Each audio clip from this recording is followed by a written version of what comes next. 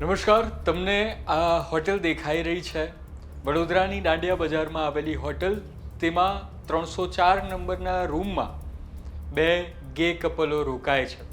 રાત્રે 3 વાગ્યાનો સમય છે. તારીખ થઈ ચૂકી છે 19મી ઓગસ્ટ.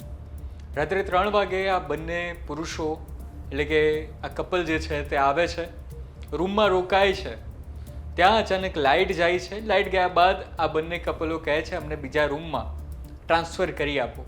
ત્યારબાદ 302 નંબરના રૂમમાં તેમને ચાબી આપી દેવામાં આવે છે ને સવારે ઉઠતાની સાથે એક જ બેડ પર સૂતેલા કપલમાંથી એક કપલનું શરીર સાવ ઠંડુ પડી ગયું છે. તે હલી નથી રહ્યો, તે બોલી ચાલી નથી રહ્યો, તેના શ્વાસ નથી લેવાઈ રહ્યા. અચાનક એક મોટી ત્રાડ પડે છે અને આખી હોટલના જેટલા પણ કર્મચારી છે એ બધા 302ની આસપાસ આવી ગયા છે. શું થયું હતું આ 302 નંબરના રૂમમાં? વિસ્તારથી ચર્ચા કરીએ. કોણ હતા આ બંને વ્યક્તિઓ? આ ગે કપલ જેની ચર્ચા અત્યારે થઈ રહી છે અને કેમ તે વ્યક્તિનું મૃત્યુ થયું, તમામની ચર્ચા કરીએ આજના ક્રાઇમ શોમાં. નમસ્કાર, હું છું કૃણાલ, તમે જોઈ રહ્યા છો ગુજરાત તક.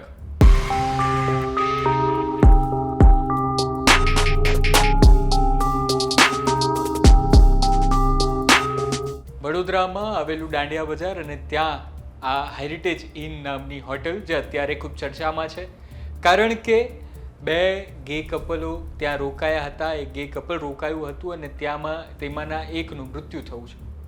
બંનેના નામ આપણે અહીંયા બદલી દઈએ. એકનું નામ આપણે રાખીએ છીએ અરબાઝ અને બીજાનું નામ આપણે રાખીએ છીએ હિતેશ. હિતેશ અને અરબાઝ બંને પરિણીત છે. એમાંથી હિતેશના તેની પત્ની સાથે છૂટાછેડા થઈ રહ્યા છે અને જ્યારે અરબાઝ જે છે તેના પરિવારને આ સંબંધ વિશે કોઈ જાણ જ નહોતી. આ હેરિટેજ ઇનમાં જ તેઓ બીજી વાર મળી રહ્યા હતા. આ તેમની બીજી મુલાકાત હતી. ગે એપ્લિકેશન છે ત્યાં બંને મળે છે અને ત્યારબાદ બંને વચ્ચે સંબંધ પરિણમે છે અને પછી બંને વોટ્સઅપ પર ચેટ કરતા હોય છે અને આવી રીતે એકવાર તેઓ પહેલાં મળી ચૂક્યા હતા. રાત્રે 3 વાગ્યાનો સમય છે.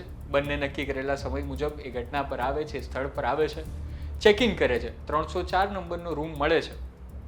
બંને પોતે તે રૂમમાં જાય છે, વાતચીત કરતા હોય છે, તેમનો સમય વિતાવતા હોય છે અને ત્યાં અચાનક લાઇટ જાય છે અને ત્યાં આપણે જેમ આગળ અરબાઝને કહ્યું, નામ આપ્યું છે અરબાઝ, તે અરબાઝને અચાનક બાથરૂમ જવાનું થાય છે અને ત્યાં તે લપસી જાય છે. લપસ્યા બાદ તે પોતે બાથરૂમ જઈને આવે છે. તેને વોશરૂમ તે લાગ્યું હોય છે, તે ક્રિયા પતાડે છે. ત્યારબાદ આ બંને જે છે તે હોટલના સ્ટાફની સાથે વાતચીત કરે છે અને કહે છે કે અમને બીજો રૂમ આપો, આ રૂમમાં તો ખૂબ અંધારું છે, અમારે રહેવું કેમ? અને અહીં 302માં જાય છે અને ત્યાં 302માં લાઇટ હતી કે ન હતી તે અત્યારે પોલીસ તપાસ કરી રહી છે કે શું ખાલી 304માં જ લાઇટ ગઈ હતી કે કેમ. પરંતુ એ લોકો 302માં જાય છે અને ત્યાં પછી બંને ફરી પાછો પોતાનો સમય વિતાવે છે અને ત્યારબાદ સૂઈ જાય છે. સવાર પડતા 7 વાગ્યાનો સમય છે અને ત્યારે હિતેશ, જેને નામ આપ્યું છે, તે અચાનક જાગે છે, ઢંઢોળે છે, ઉઠતો નથી અને ત્યારબાદ એક મોટી ચીસ નીકળે છે. પોલીસને ફોન કરવામાં આવે છે કારણ કે તેના બાજુમાં જ સૂતેલો અરબાઝ જે હતો તે લાશ બની ચૂક્યો હતો. તે તેનું શરીર સાવ ઠંડુ પડી ગયું હતું. તેનું કારણ હતું કે તેનું મોત થઈ ગયું હતું. પરંતુ આ રૂમમાં તો 2 જ વ્યક્તિ હતા, તો તેનું મોત થયું કઈ રીતે? અત્યારે આની પર પોલીસ તપાસ કરી રહી છે અને પોલીસે આ બાબતે શું કહ્યું પહેલાં તે સાંભળીએ. પ્રાથમિક કારણ અથવા તો PM0માં એનું ફાઇનલ કોઝ ઓફ ડેથ આવે તેનું મૃત્યુનું કારણ શું છે એ પછીની આગળની કાર્યવાહી હાથ ધરવામાં. વ્યવસાયમાં એક છોકરો છે જે કિશન વસાવા છે, એ કોઈ હોસ્પિટલમાં નોકરી કરે છે અને આ ગુલામ મુસ્તફા નૈયર છે એના વ્યવસાય વિશે કંઈ પણ અમને ખ્યાલ નથી. પરિવારને જાણ કરવામાં આવેલી છે અને પરિવારના જાણ આવે અને પછી આગળ ખ્યાલ આવશે. તમે હવે સમગ્ર ઘટના સમજી ગયા છો. આ ઘટના જેમની સાથે બની છે તેમનો પરિવાર ખૂબ વધારે અત્યારે મુશ્કેલીમાં છે, ટ્રોમામાં છે, કારણ કે તેમના પરિવારનો એક વ્યક્તિ પણ ખોવાયો છે. સાથે તેમને આ સંબંધ વિશે જાણ નહોતી અને ત્યારબાદ આખી ઘટના આવી છે અને તેમાં જે હિતેશ નામનો વ્યક્તિ જેને આપણે નામ આપ્યું હતું તે પણ પોતે પોતાનો સાથી ગુમાવી ચૂક્યો છે.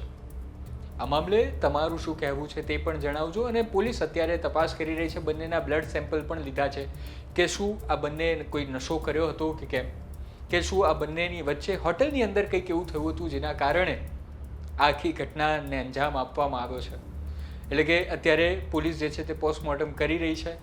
શું એ પડવાના કારણે જ તેનું મૃત્યુ થયું હતું, પડવાના કારણે તેને માથામાં ઈજા થઈ હતી, ક્યાં ઈજા થઈ હતી તે પણ એક અત્યારે જે છે તે પોલીસ તપાસ કરી રહી છે. મેડિકલ FSL તપાસ કરી રહ્યું છે. તમે જોઈ રહ્યા હશો કે કઈ રીતે આખા હોલને કોર્ડન કરી દેવામાં આવ્યો હતો.